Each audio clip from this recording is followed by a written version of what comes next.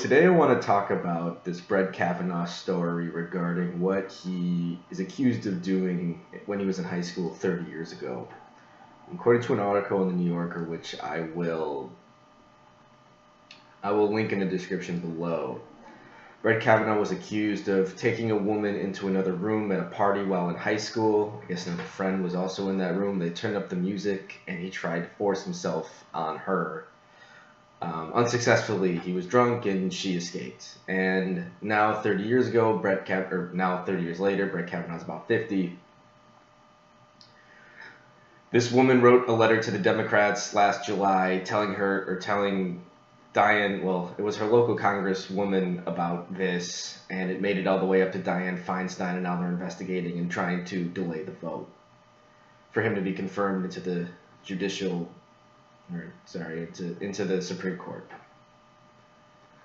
I mean, look, I've never been sexually assaulted. I've never been sexually harassed. I mean, yeah, I've been groped a few times, but I don't know, people get drunk at parties, whatever. I'll move on from that.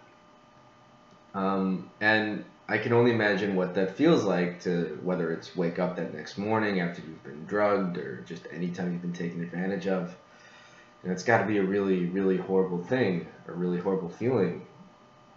But you got to do something about it within 30 years. Yeah, I understand you might not do something that day or the next day. You might be scared.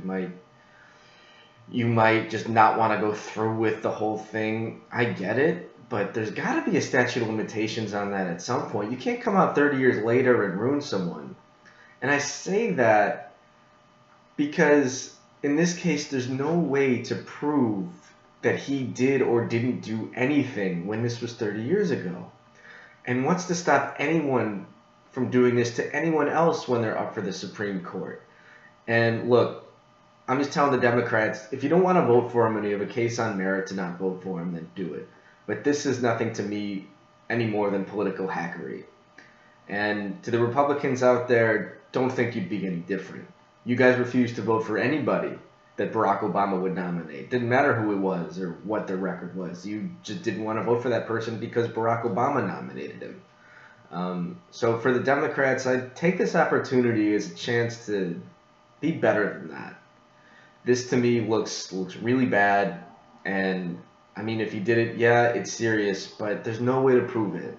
And I just think in the overall picture, it's more dangerous to let things like this delay any confirmation. Because everybody's a human being. We've all made mistakes in our life.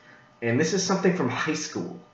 You think he couldn't have changed and become a better guy since then? I mean, I disagree with this guy in some things. I don't know if I want him as a justice, but that's just a bad reason to not confirm him. Come up with a better one. That's my take. What's yours?